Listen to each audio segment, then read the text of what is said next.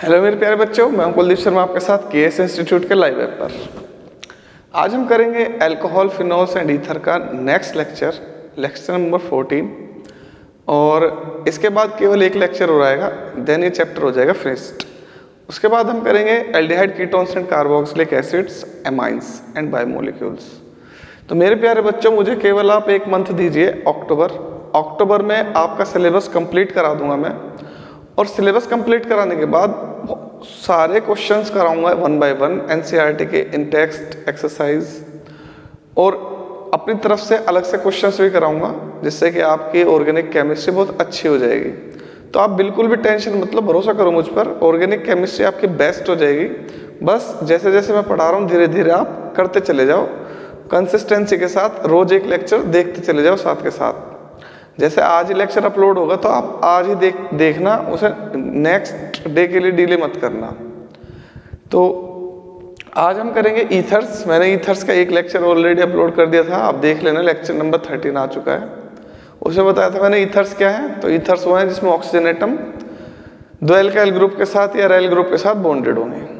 अब ईथर्स हमारे क्लासिफाइड होते हैं 5 कैटेगरी में: सिमेट्रिकल या सिंपल ईथर्स, अनसिमेट्रिकल या mixed ethers, aliphatic ethers, aromatic ethers और साइक्लिक ईथर्स। मैंने इनके आईयूपीएसी नेम्स भी बताए थे। एल्कोक्सी, एल्कीन के आईयूपीएसी नेम्स होते हैं। सिमेट्रिकल ईथर्स वो होते हैं जिसमें दोनों साइड एल्काइल ग्रुप्स सेम हो। अनसिमेट्रिकल वो होते हैं जिसमें दोनों साइड एल्काइल ग्रुप्स डिफरेंट हो। एलिफेटिक वो होते हैं जिसमें दोनों साइड एल्काइल ग्रुप्स ही only, both the groups are alkyl groups. Aromatic होते हैं कि one of the group is aryl group, इनमें से कोई भी एक ग्रुप एराइल ग्रुप हो। और फिफ्थ है इपॉक्साइड्स या साइक्लिक ईथर्स या ऑक्सीजन्स। इसमें ऑक्सीजन एटम साइक्लिक रिंग का पार्ट है, तो ऑक्सीजन एटम 2 कार्बन एटम से बॉन्डेड होगा। तो ये हमारे ईथर्स है। आईयूपीएसी ने मैंने आपको कराई थी। आई होप आपको बहुत अच्छे से समझ में आ गए होंगे। तो मेरे प्यारे बच्चों, आज हम करेंगे प्रिपरेशन ऑफ ईथर्स। बहुत ही मजा आएगा इसमें। और इसका जो आज की क्लास का एक मैकेनिज्म है, 3 मार्क्स में एग्जाम में 100% आता ही आता है। 2023 में भी आया था, आप क्वेश्चन पेपर उठा के चेक कर सकते हैं। तो आज हम करते हैं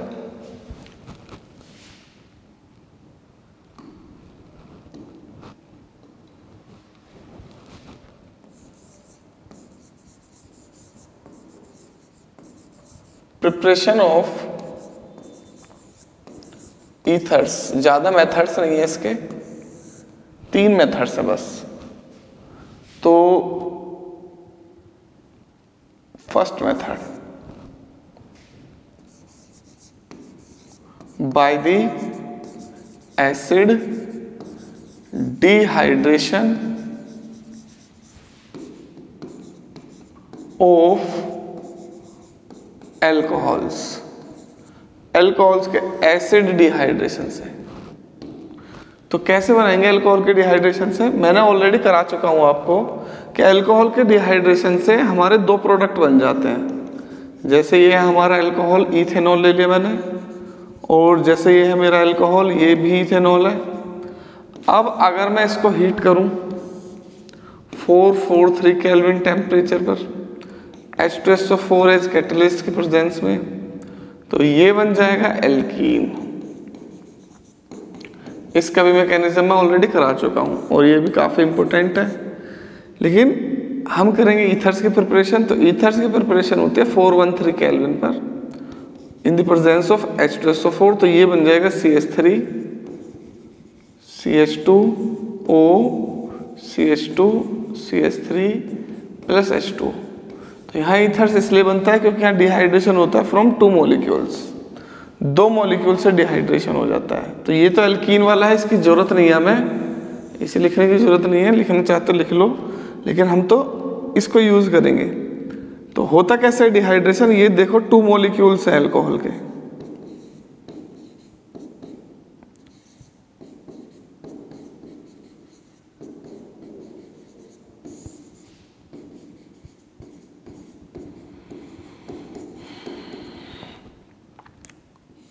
तो यहाँ से प्रोटॉन बाहर निकलेगा, यहाँ से हाइड्रोक्सिल ग्रुप, तो ये बन जाएगा CH3 CH2O।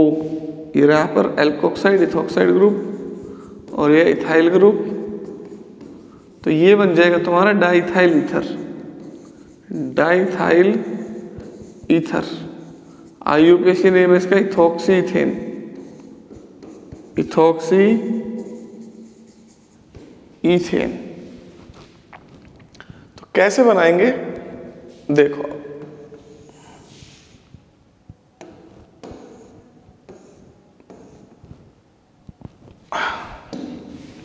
when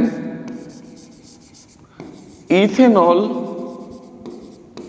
या अल्कोहल लिख लो, इथेनॉल से तो एक ही बनेगा, अल्कोहल लिखोगे तो सारे इथर्स बन जाएंगे। अल्कोहल हीटेड एट 413 केल्विन, क्योंकि ये टेम्परेचर डिपेंडेंट रिएक्शन है तो मुझे यहाँ पे टेम्परेचर लिखना पड़ेगा। Heated at 413 kelvin in the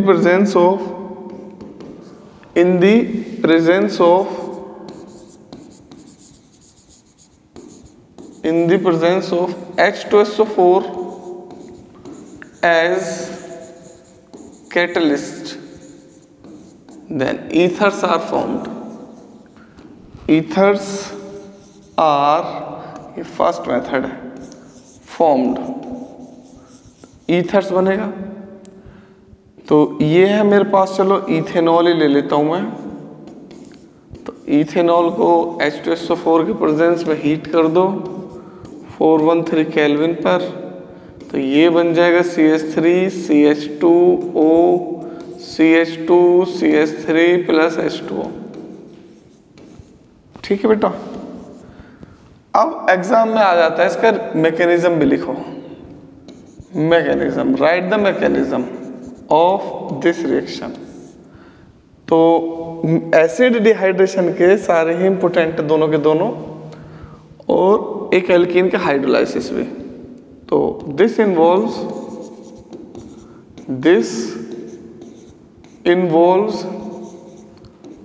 in the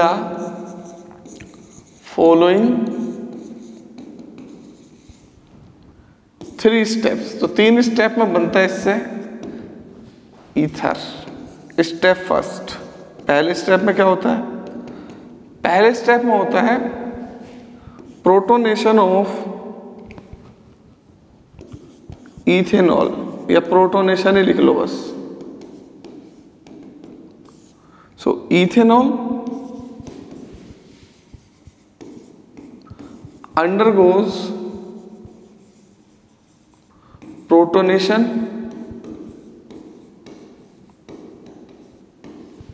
to give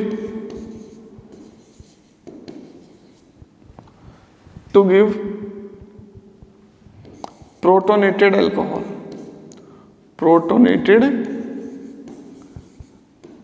ethanol। तो देखो मेरे प्यारे बच्चों, ये है मेरे पास इथेनॉल CH3 CH2OH, और ये है प्रोटोन ये कहाँ से आया? H2SO4 से। तो न्यूक्लियोफाइल यहाँ पर अल्कोहल है, लोन पेयर ऑफ इलेक्ट्रॉन है ना इसके पास, तो ये न्यूक्लियोफाइल अटैक करेगा प्रोटोन पर, तो ये बन जाएगा प्रोटोनेटेड अल्कोहल। ये हो गया step first. Step 2,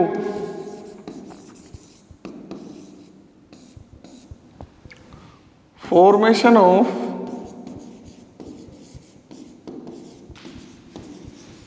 protonated ethers, protonated ether. तो प्रोटोनेटेड ईथर की फॉर्मेशन होगी। तो अब इसका जो सेकंड मॉलिक्यूल था इथेनॉल का, वो सेकंड मॉलिक्यूल इस पर अटैक करेगा। तो प्रोटोनेटेड अल्कोहल लिख लो, CH3 CH2OH। अब इसको ध्यान से देखो, पॉजिटिव चार्ज ऑक्सीजन पर, इलेक्ट्रॉन डेफिशिएंट हो गए, इलेक्ट्रॉन को खींचेगा अपनी तरफ। ठीक है, जब इलेक्ट्रॉन को अपनी तरफ खींचेगा तो ये वाला जो बॉन्ड है ये वीक बॉन्ड है इसमें, कार्बन और ऑक्सीजन का, क्योंकि वाटर मॉलिक्यूल एक स्टेबल मॉलिक्यूल बन जाएगा यहाँ से। तो ये यहाँ से हेट्रोलाइसिस हो जाएगा। हेट्रोलाइसिस होगा कैसे? अपने इलेक्ट्रॉन तो है ही है, ये कार्बन का भी इलेक्ट्रॉन लेके अलग हो जाएगा। तो जब ये यहाँ से इलेक्ट्रॉन लेके अलग हो जाएगा तो यहाँ पे क्या आ जाएगा, पॉजिटिव चार्ज, इस पे पॉजिटिव चार्ज आ जाएगा, कार्बोकैटायन बन गए। अब इस कार्बोकैटायन पर अटैक करेगा ये वाला अल्कोहल मॉलिक्यूल, तो ये बन जाएगा आपका CH3 CH2O। अब इस पर आ जाएगा पॉजिटिव चार्ज H और फिर ये बन जाएगा CH2 CH3। इसका नाम है प्रोटोनेटेड ईथर। देखो मैं अगर यहाँ से इस प्रोटॉन को छिपा लूँ हाइड्रोजन को, तो ये ईथर ही तो बन जाएगा। अब स्टेप थर्ड में आ जाओ आप। Step third, deprotonation. डीप्रोटोनेशन तो प्रोटोनेटेड ईथर का कर दो डीप्रोटोनेशन, ईथर बन जाएगा। So on deprotonation ethers are formed CH3 CH2O CH2 CH3। Deprotonation कर दो इसका, तो डीप्रोटोनेशन हो जाएगा, ऑक्सीजन पे आ जाएंगे लोन पेयर, तो ये बन जाएगा H+, क्या बचेगा CH3 CH2O CH2 CH3। तो इसे याद रखने का तरीका ये है मेरे प्यारे बच्चों, आप पहले स्टेप को में करना है प्रोटोनेशन, थर्ड स्टेप में करना है डीप्रोटोनेशन, और बीच वाले स्टेप में बनाना है इंटरमीडिएट। ज्यादातर कार्बोकैटायन बनता है, तो यहाँ पर एक कार्बोकैटायन ही बना था, तो उस कार्बोकैटायन पर न्यूक्लियोफिलिक अटैक हुआ, तो आप इसको ये भी लिख सकते हैं nucleophilic attack of alcohol on protonated alcohol. Note कर लो बेटा। अब ये बताओ इस रिएक्शन से, चलो पहले इसे नोट कर लो।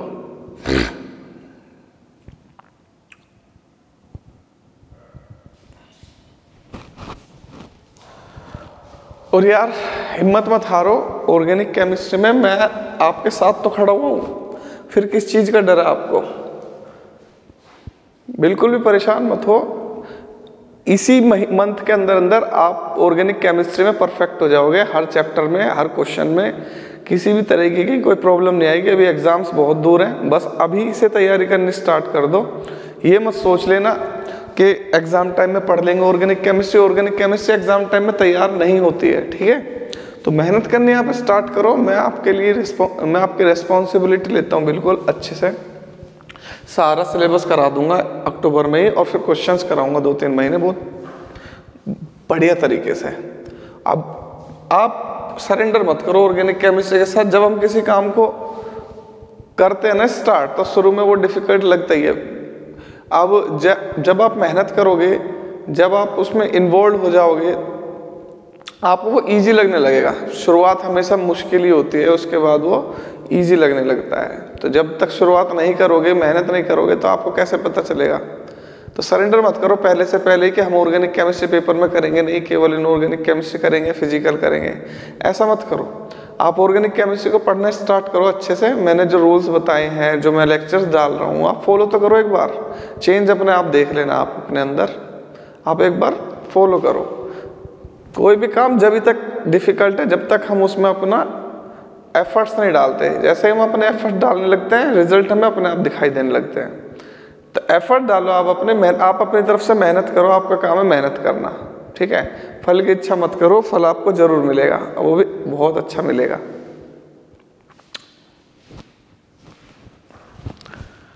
तो ये हो गया हमारा फर्स्ट मेथड। अच्छा ये बताओ, क्या इससे हम अनसिमेट्रिकल एल्कीन बना सकते हैं? Can we prepare unsymmetrical alkene?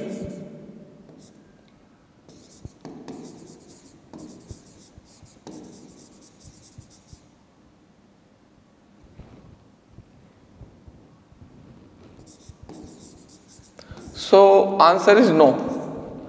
This method is not suitable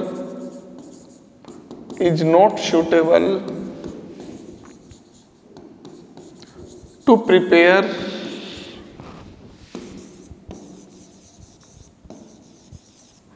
अरे यार एल्कीन कहां से लिख दिया? Unsymmetrical ethers.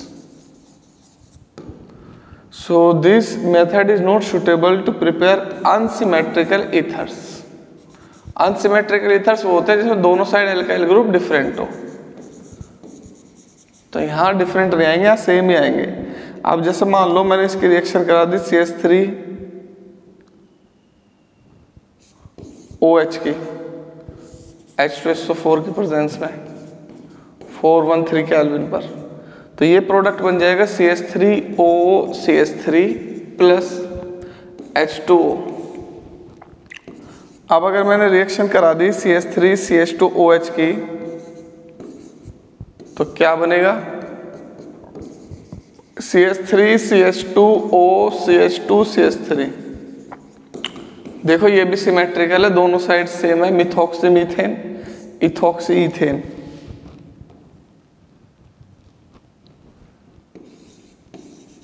अब मैंने अगर रिएक्शन करा दी प्रोपेनॉल की तो ये बन जाएगा प्रोपोक्सी प्रोपेन।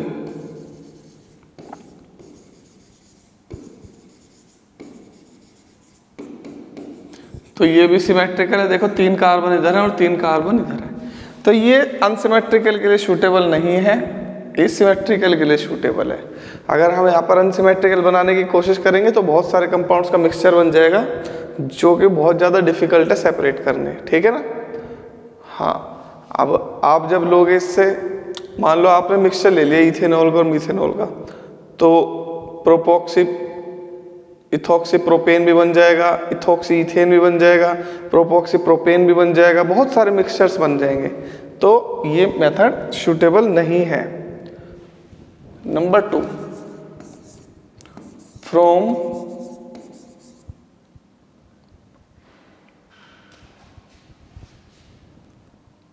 एलुमिना,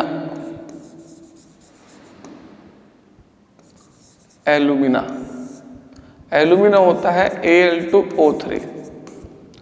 तो when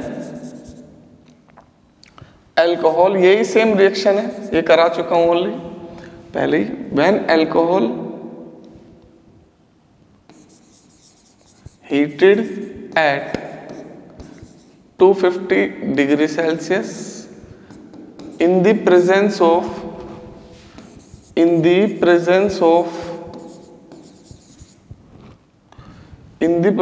of Al2O3 then ethers are formed। करा चुका हूँ ये वाली रिएक्शन, देखो ये भी सिमेट्रिकल के लिए ही सूटेबल है। Al2O3 250 डिग्री सेल्सियस, 350 पे इसमें भी एल्कीन बन जाएगा।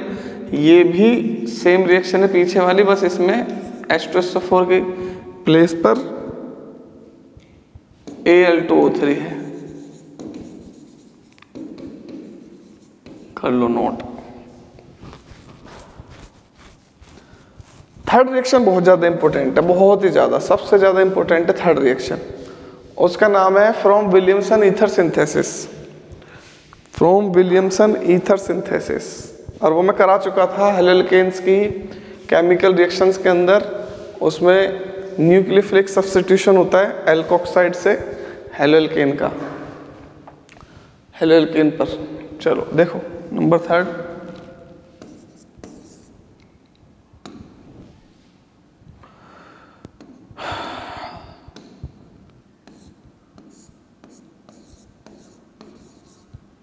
From Williamson ether synthesis. तो देखो ये तो नाम से पता चल रहा है ये ईथर के सिंथेसिस के लिए यूज होती है। होता क्या है इस रिएक्शन में, तो वैसे ये बेस्ट मेथड है ईथर्स बनाने के लिए। So this method is the best method to prepare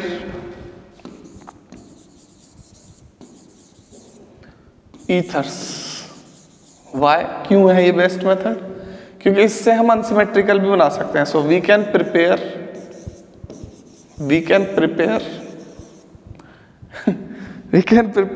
both symmetrical and unsymmetrical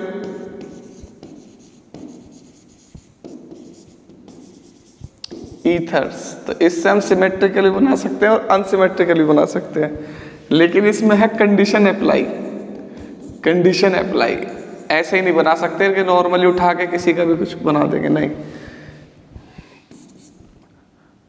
we have to choose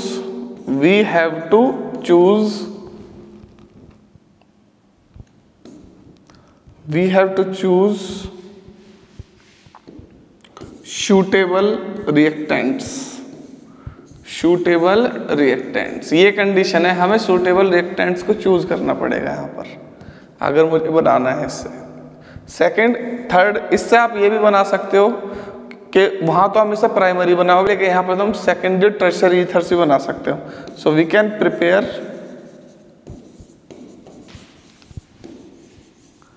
primary भी बना लोगे, सेकेंडरी भी बना लोगे, टर्शियरी भी बना लोगे, सिमेट्रिकल भी बना लोगे, अनसिमेट्रिकल भी बना लोगे ethers.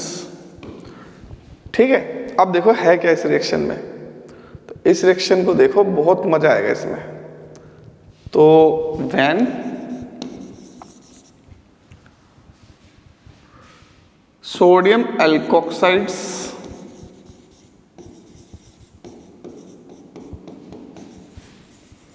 are treated with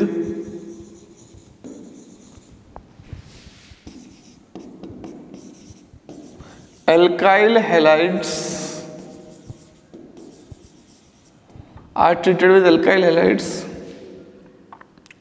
ethers are formed। तो मेरे प्यारे बच्चों, ये रिएक्शन फॉलो करता है SN2 मैकेनिज्म को। सो दिस रिएक्शन फॉलो, क्योंकि मैं अभी बताऊंगा कैसे करता है। दिस रिएक्शन फॉलो क्वेश्चन आ सकता है एग्जाम में कि विलियमसन ईथर सिंथेसिस किसको फॉलो करता है? SN2 मैकेनिज्म को, SN2 रिएक्शन को फॉलो करता है। सब्स्टिट्यूशन होता है, न्यूक्लियोफिलिक होता है, ये क्या हो गया भाई? हाँ, तो देखो मेरे प्यारे बच्चों, क्या है विलियमसन ईथर सिंथेसिस? ये है सोडियम एल्कोक्साइड्स, सोडियम एल्काइल ग्रुप और ऑक्सीजन एल्कोक्साइड, इसे बोलते हैं हम एल्कोक्साइड आयन। अब इस पे सोडियम है तो सोडियम एल्कोक्साइड। तो सोडियम एल्कोक्साइड को ट्रीट करोगे किसके साथ? एल्काइल हैलाइड के साथ। तो एल्काइल हैलाइड के साथ ये हेलोजन एटम है, पार्शियल नेगेटिव है। तो जब इसे ये अप्रोच करेगा न्यूक्लियोफाइल, तो न्यूक्लियोफाइल जब इस कार्बन पर अटैक करेगा, ये पॉजिटिवली चार्ज है, ये नेगेटिवली चार्ज है। ठीक है, ये नेगेटिवली चार्ज क्या है? न्यूक्लियोफाइल है। जैसे कि एक रिएक्शन बताई थी मैंने, आपको याद करो, ऐसे बताई थी, CH3Cl प्लस OH माइनस या KOH के। तो OH माइनस न्यूक्लियोफाइल किस पर अटैक करेगा? इस कार्बन पर। तो क्या डिस्प्लेस हो जाएगा? CH3OH plus Cl minus. बिल्कुल सेम रिएक्शन है, बिल्कुल सेम कॉपी ये वाली रिएक्शन। अब यहाँ से X माइनस चला जाएगा और यहाँ Na प्लस है ही, तो ये क्या बन जाएगा? NaX। ठीक, और क्या बन जाएगा? ROR। R1 R2 भी लिख सकते हो आप, ठीक है, आपकी मर्जी है। तो सिमेट्रिकल भी बना सकते हो, अनसिमेट्रिकल भी बना सकते हो। तो आपको पता है SN2 में प्राइमरी जो हैलाइड्स होते हैं वो ज्यादा रिएक्टिव है। So this reaction form best product when alkyl halide is primary alkyl halides के लिए SN2 रिएक्शन फास्टर होती है ना, तो इसलिए ये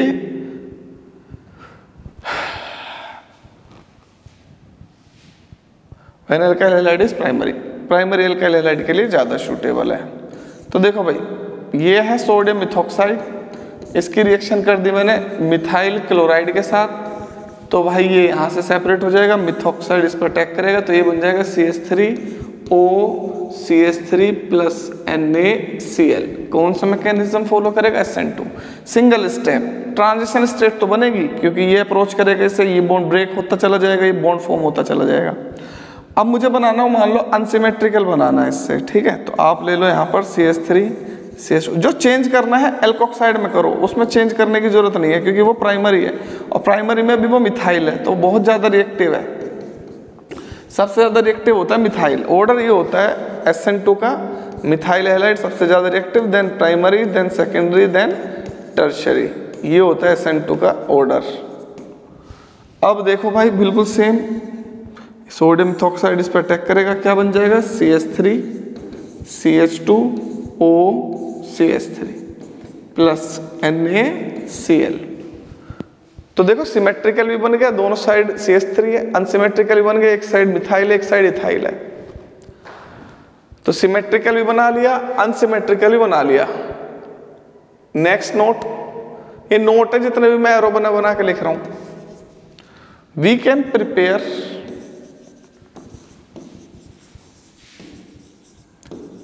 tertiary ethers but tertiary group should be in alkoxide. Tertiary group should be in alkoxides. एल्कोक्साइड्स में होना चाहिए टर्शरी ग्रुप, तो बन सकता है इससे टर्शरी ईथर ने, अदरवाइज नहीं बन सकता। क्यों? क्योंकि अगर टर्शरी मैंने ले लिया हेलोएल्केन, तो टर्शरी हेलोएल्केन तो SN1 के लिए सूटेबल होता है, वहां पर हो जाएगा डिहाइड्रो हेलोजनेशन। तो मुझे क्या करना है, केवल सब्स्टिट्यूशन करना है। तो टर्शरी आपको हेलाइड नहीं लेना, हेलाइड तो आपको हमेशा प्राइमरी लेना है, तो आपको हमेशा प्राइमरी हेलाइड लेना है।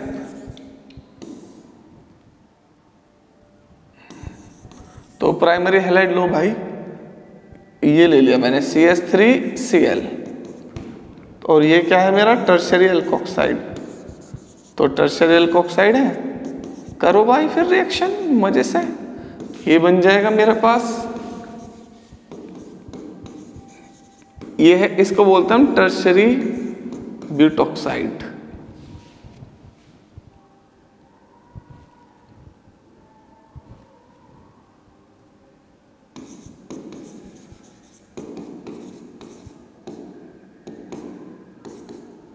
NaCl है भाई, ठीक है, अगर ना दिख रहा हो तो। ये देखो टर्शरी ले लिया मैंने, टर्शरी ब्यूटॉक्साइड, तो टर्शरी ईथर बन गया। लेकिन अगर तुमने टर्शरी हैलाइड ले लिया ना, तो वहां पर बेटा एलिमिनेशन हो जाएगा, ध्यान रखना। If tertiary halide reacts with primary alkoxides, अगर प्राइमरी एल्कोक्साइड्स ले लिया क्या होगा,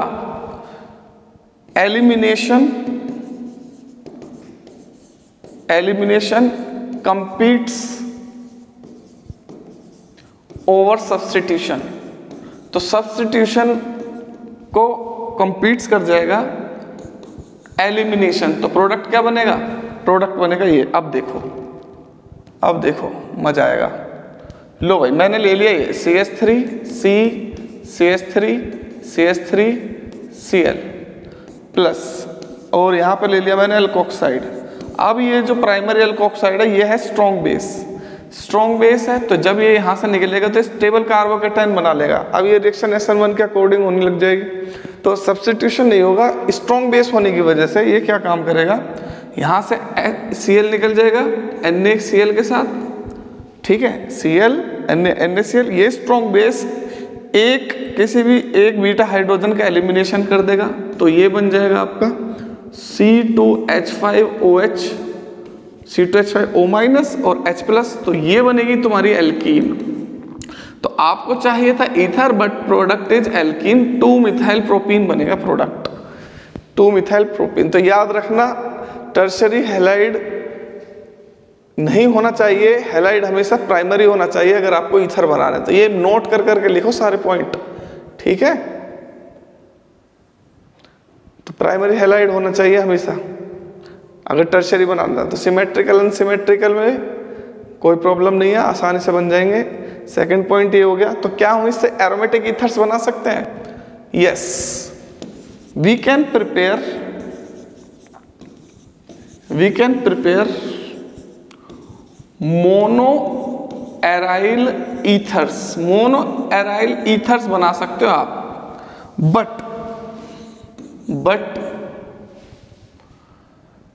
देयर शुड बी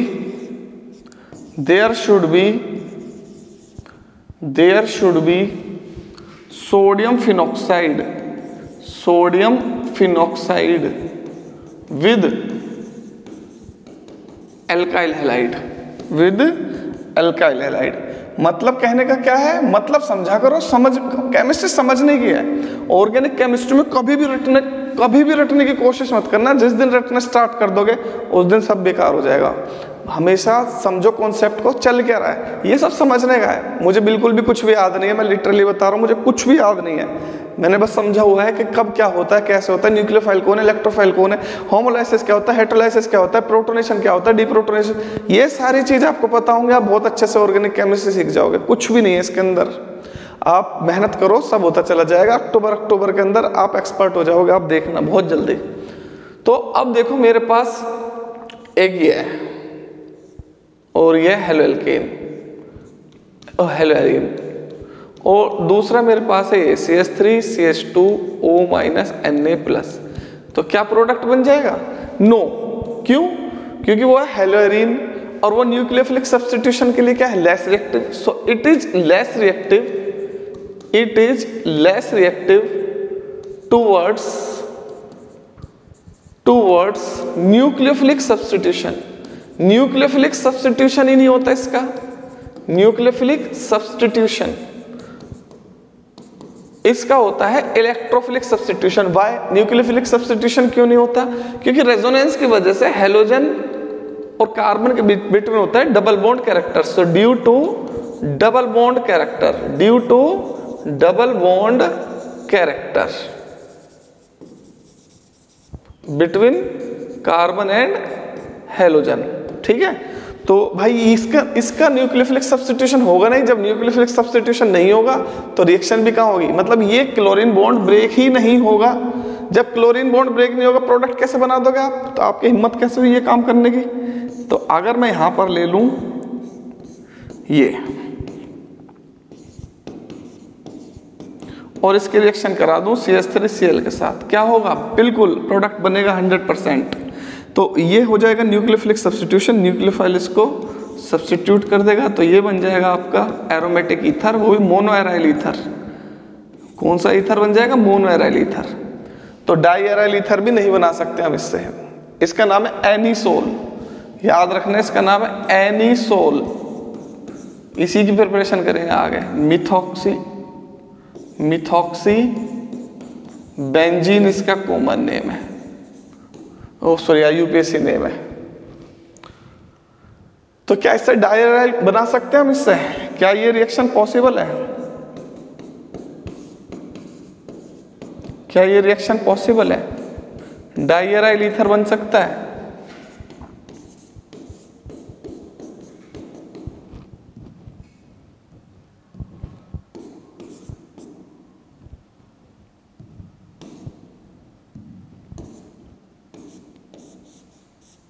क्या रिएक्शन पॉसिबल है? फिनॉक्सीबेंजीन बन जाएगा? नो। क्यों नहीं होगा भाई? फिर अगर ये बनाना होगा तो यहां पर भी तो मुझे न्यूक्लियोफिलिक सब्स्टिट्यूशन करना होगा, और न्यूक्लियोफिलिक सब्स्टिट्यूशन नहीं होगा। ये क्लोरीन बाहर नहीं निकलेगा यहां से। अगर क्लोरीन यहां से बाहर निकल जाता तो ये हो जाता। ठीक है, समझ गए होगे आप? बहुत अच्छे, वेरी गुड। तो तीनों मेथड कर चुके हैं हम। This is all about the preparation of ethers. तो आज हमने देखो क्या क्या सीखा। सबसे पहला, अल्कोहल से बना लिया हमने ईथर H2SO4 की प्रेजेंस में। दूसरा मेथड, अल्कोहल से बना लिया हमने ईथर Al2O3 की प्रेजेंस में। दोनों के टेम्परेचर को याद रखना, यह है 413 केल्विन और यह है 250, मतलब 200 to 250 डिग्री सेल्सियस। 473 या 513, ठीक है,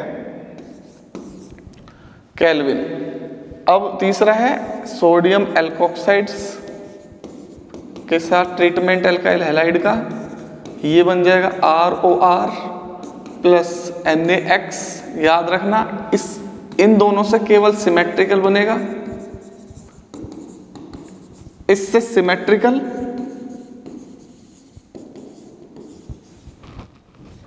अनसिमेट्रिकल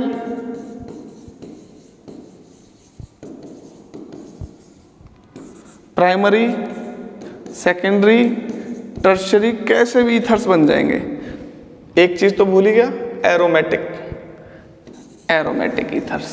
और एरोमेटिक में कौन से? मोनो एराइल मतलब एक बेंजीन रिंग वाले, दो बेंजीन रिंग वाले ईथर्स नहीं बनेंगे इससे।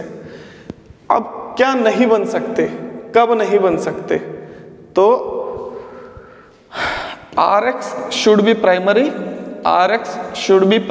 RX प्राइमरी होना चाहिए। रिएक्शन फॉलो करता है SN2 मैकेनिज्म को, ठीक है।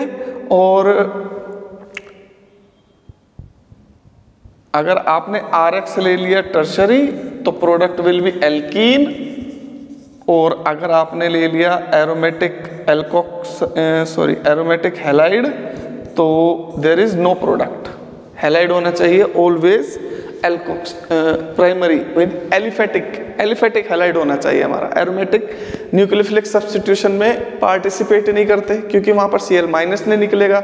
जब न्यूक्लियोफिलिक सब्स्टिट्यूशन नहीं होगा, मतलब न्यूक्लियोफाइल नहीं सब्स्टिट्यूट होगा किसी दूसरे न्यूक्लियोफाइल से, तो नहीं होगी रिएक्शन।